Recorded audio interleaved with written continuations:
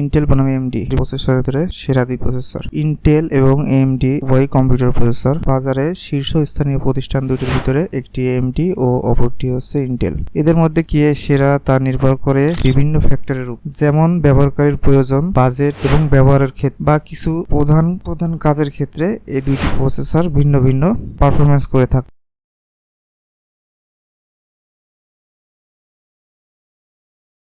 সাধারণত উচ্চতর clock speed এবং সিঙ্গেল কোর পারফরমেন্সে ইন্টেল এগিয়ে থাকে। গেমিং এবং অন্যান্য সিঙ্গেল থ্রেডেড কাজের ক্ষেত্রে ইন্টেল প্রসেসর ভালো পারফর্ম করে থাকে। গেমিং বলতে শুধুমাত্র প্রসেসর দিয়ে নয়, প্রসেসরের সাথে অবশ্যই জিপিইউ বা গ্রাফিক্স কার্ডের প্রয়োজন হবে।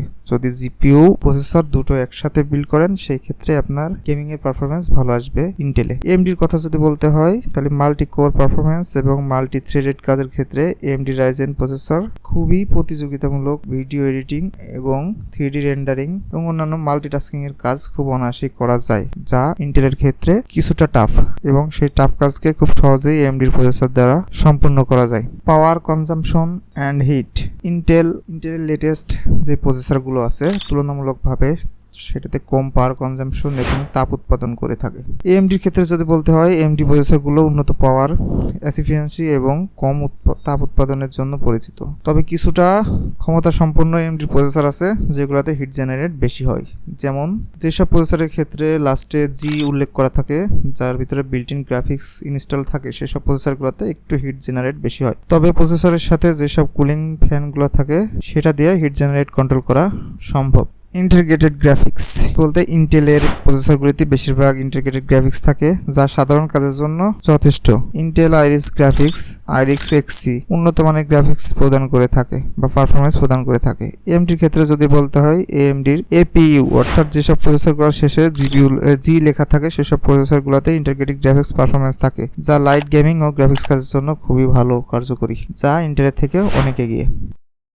আপগ্রেডেবিলিটি বলতে একটি প্রসেসরে শুধুমাত্র ইন্টেলের ক্ষেত্রে যদি কথা বলি, একটি প্রসেসরের ক্ষেত্রে একটি মাদারবোর্ডই সাপোর্টেড। ধরুন 12 বা 13 জেনারেশনের প্রসেসরে শুধুমাত্র 12 জেনারেশনের বোর্ড অথবা 13 জেনারেশনের বোর্ডই সাপোর্টেড করবে। তো সেই ক্ষেত্রে এএমডি কিছুটা ভিন্ন। এএমডি রাইজেনের প্রসেসরগুলো একই মাদারবোর্ডে অনেকগুলো জেনারেশন সাপোর্ট করে থাকে। MSI B450 এর কথা বলি, সেই মাদারবোর্ডটিতে আপনি 4600G, 5600G এবং 5700G অর্থাৎ রাইজেন 5, 7 সবগুলাতেই ওই বোর্ডে সাপোর্ট করাতে পারবেন। অর্থাৎ রাইজেন 5, 7 দুইটি প্রসেসরই একই বোর্ডে সাপোর্ট করাতে পারবেন। তো সেই ক্ষেত্রে অবশ্যই এএমডির মাদারবোর্ডগুলো একটু কিছুটা এগিয়ে। সাধারণত ইন্টেল প্রসেসরগুলোর দাম কিছুটা বেশি হতে পারে, বিশেষ করে উচ্চ পর্যায়ের মডেলগুলোর ক্ষেত্রে, যেমন 12 জেনারেশন, 13 জেনারেশন এবং 11 জেনারেশনের প্রসেসরগুলি। এএমডির কথা যদি বলি, এএমডি প্রসেসরগুলোর দাম তুলনামূলক অনেক কম, বিশেষ করে রাইজেন সিরিজের প্রসেসরগুলি ভালো পারফরমেন্স সাশ্রয়ী মূল্যে পাওয়া যায়, যার ক্ষেত্রে মানুষ ইন্টেলের থেকে এএমডিতে বেশি ঝোঁকার কারণ হচ্ছে দাম অনুযায়ী সঠিক পারফরমেন্স। কিন্তু ইন্টেল এই ক্ষেত্রে কিছুটা পিছিয়ে, যা বাজার মূল্যমতির ঊর্ধ্বগতিতে চলছে ইন্টেল। জাস্ট এতটুকুই ছিল ইন্টেল এবং রাইজেন প্রসেসরের ভিতরে পার্থক্য। এখন আপনি কোনটা নেবেন না নেবেন সেটা সম্পূর্ণই আপনার উপর ডিপেন্ড করবে। সর্বশেষ কথা যদি বলতে হয়, ইন্টেল এবং এএমডির উভয় কোম্পানির প্রসেসরগুলির মধ্যে সেরা নির্ভর করবে আপনার নির্দিষ্ট চাহিদার উপরে।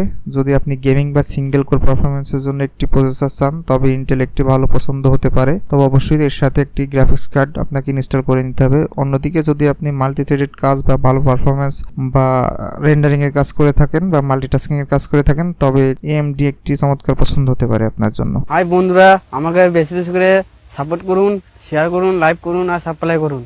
তো সবাই ভালো থাকবেন, সুস্থ থাকবেন, খুদা হাফেজ।